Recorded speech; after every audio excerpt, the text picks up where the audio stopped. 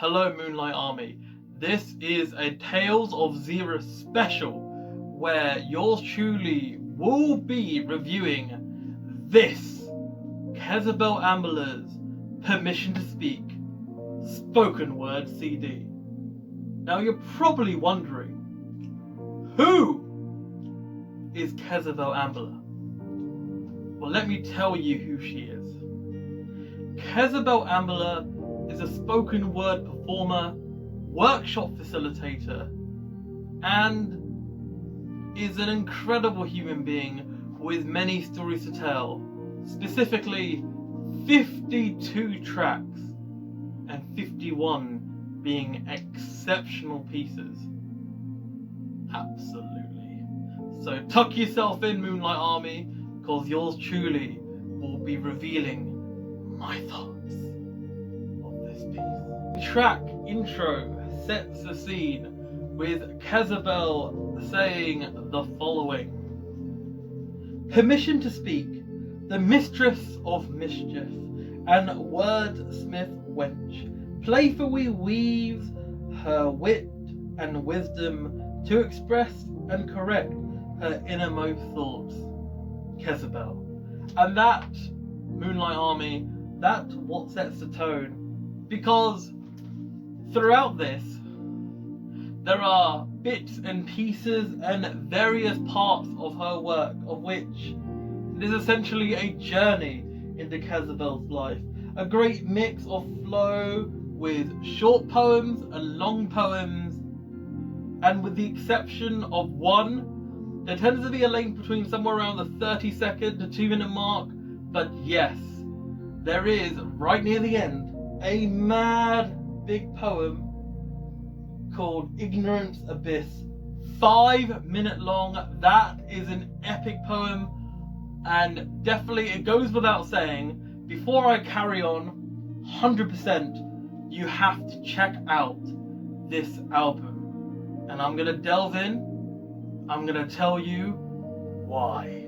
Prejudge, the first proper poem that starts off, aka track number 2, it really feels as if it's the opening of the mind and how people have been stuck in a box by society, and people literally need to break out. I mean, I can relate to KEZZABELLE because, as you can tell by my appearance, I'm not exactly the most common looking individual in terms of appearance alone. And KEZZABELLE herself, she strikes as a rebel in the sense of not being a conformist, in being herself with her own mind, her own ideas and her own philosophy.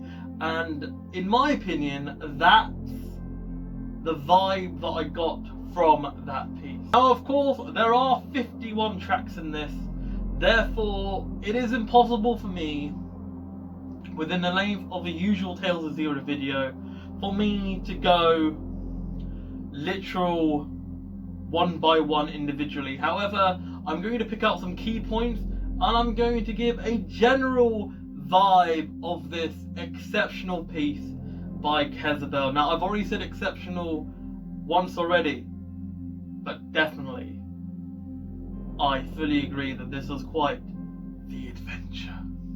KEZZABELLE was born in Libya, grew up there, and it shows in track number 5, Late Anarchy. It's about her upbringing in being the middle child, and I have to say it's really deep and emotional and very thought-provoking in my opinion. And right early on in the 52 track album, you really get a sense of the seeds of where KEZZABELLE have formulated her ideas. Now obviously, I know her personally, and she's told me like bits and pieces of her upbringing. However, it's very important to note that I want to analyse this based on the album alone. So this is a vibe that I've got. Of course, I'm going to have slight bits of info that I can extrapolate that I know that KEZZABELLE told me onto the album, but yes.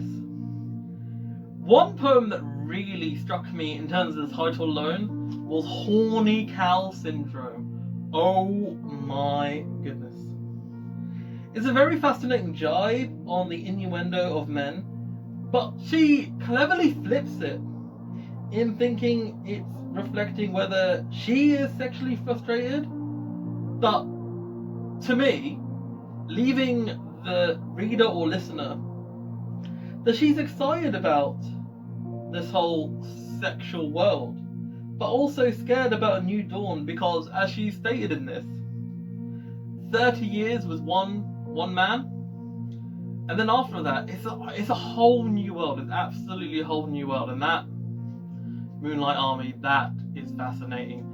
And we continue on that track 21. This is very interesting to note. As track 21, Lovelocks, right? It's the fourth title that includes love in it, and it's interesting. So the other tracks that had love in it included Complicated Love, What Color Is Love, Unconditional Love, and Lovelocks.